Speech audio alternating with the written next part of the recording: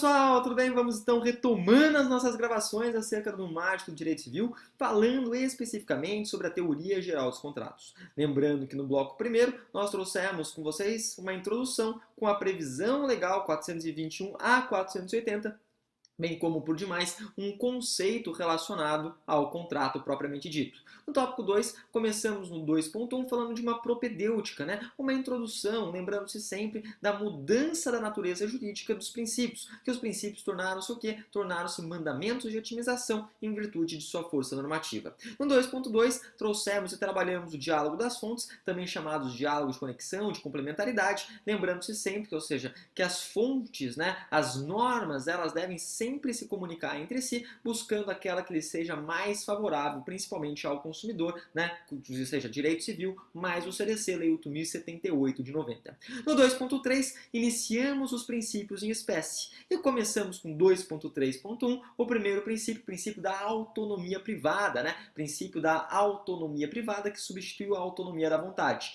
Lembrando-se que para a existência desse princípio, precisamos de dois elementos, liberdade de contratar e liberdade contratual, um relacionado às pessoas e quando, na verdade, o contrato vai ser realizado, quem, quando, e a liberdade contratual que diz respeito ao seu conteúdo. De qualquer maneira, não podemos esquecer que essa liberdade, essa autonomia privada, ela encontra limites, não é tipo a TIM, que é sem fronteiras, ela tem limites, em questões de ordem pública e limites em outros princípios. De qualquer maneira, dito isso, vamos para o próximo princípio.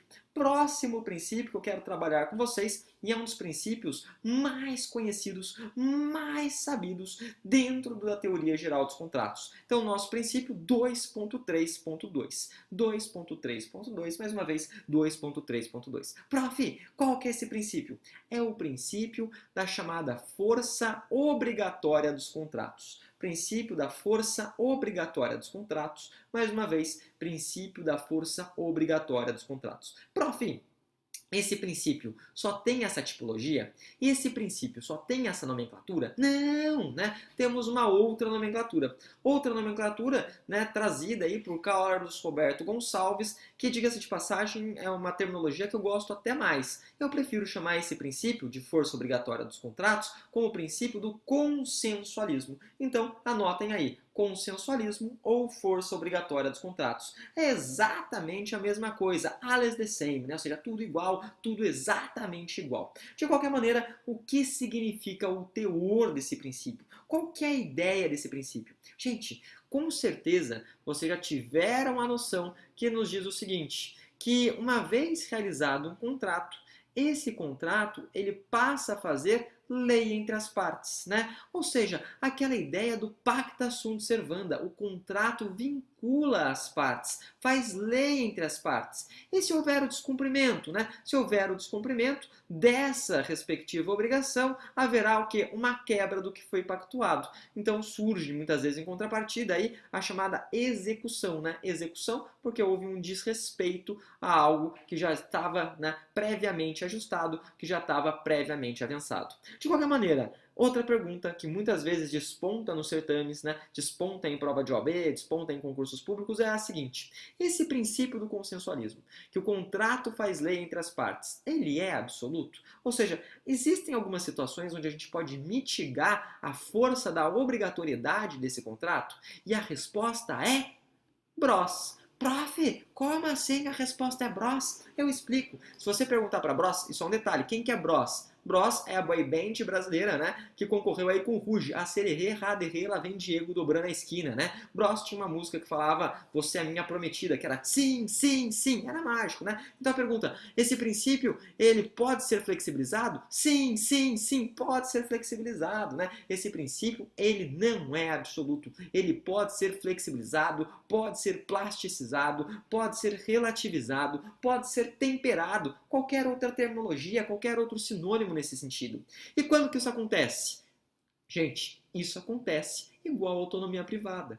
Quais são os princípios que podem limitar a autonomia privada? Dois princípios, Quais são eles? Princípio da boa-fé e princípio da função social. Então, gente, os dois princípios que limitam também a autonomia privada também vão servir para limitar o quê? Para limitar, né, o princípio do consensualismo, para limitar essa ideia da força obrigatória do contrato, de que o contrato fez lei entre as partes. Então, a depender de determinadas situações, o contrato ele pode ser quebrado, ele pode ser desfeito, né? Desde que você demonstre um eventual vilipêndio, eventual lesão, ofensa ou a função social ou, obviamente, né, a ideia relacionada à boa-fé. Lembre-se sempre, né? Existem 3 vetores para a interpretação de todo o direito civil. Quais são esses vetores, né? Isso está em todos os livros, na parte que fala até da LINDB, da Lei de Introdução às Normas do Direito Brasileiro. Os vetores são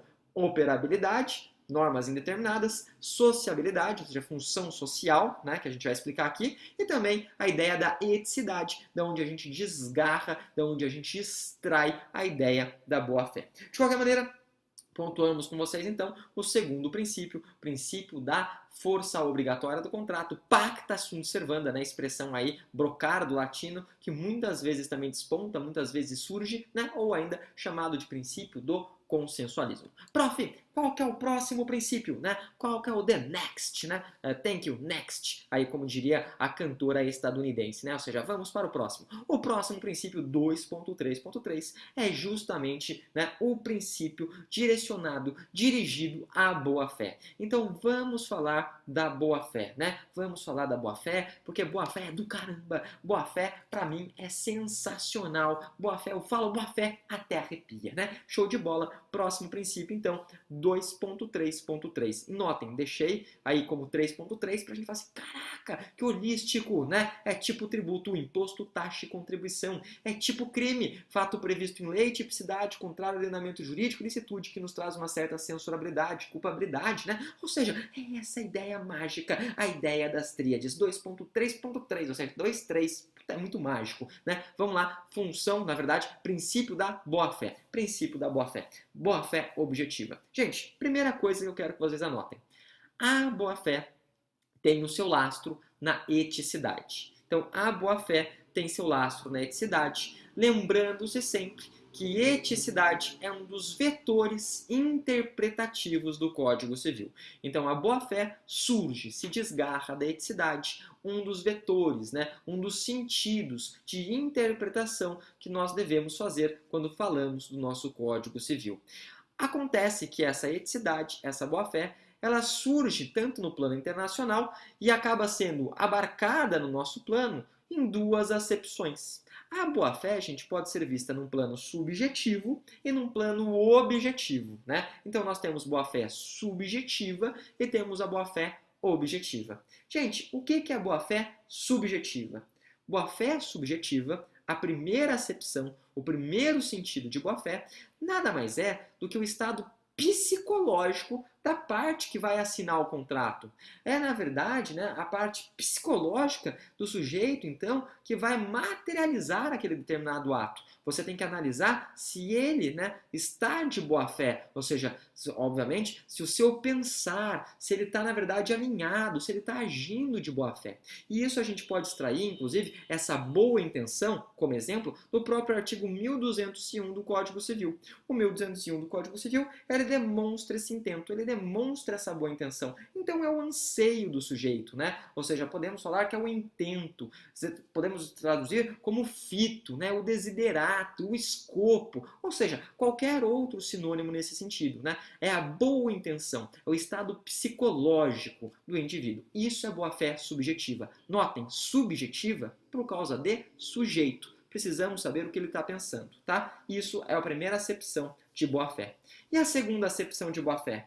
A segunda acepção de boa-fé é a chamada de boa-fé objetiva, né? Boa-fé objetiva surge principalmente aí na Alemanha como instituto do Treuengloben, ou sehr gut, né? Como diriam os alemães. O que significa isso, prof? Significa o seguinte, que muitas vezes a norma vai pontuar que o sujeito deve estar de boa-fé. A norma, ou seja, a lei, né? Algo que já se encontra positivado, vai exigir o quê? Uma conduta de lealdade, uma conduta, né, nessa proposta alinhada com a boa-fé. Como exemplo, nós temos o próprio artigo 422 do Código Civil. O artigo 422 do Código Civil, ele impõe uma boa-fé objetiva.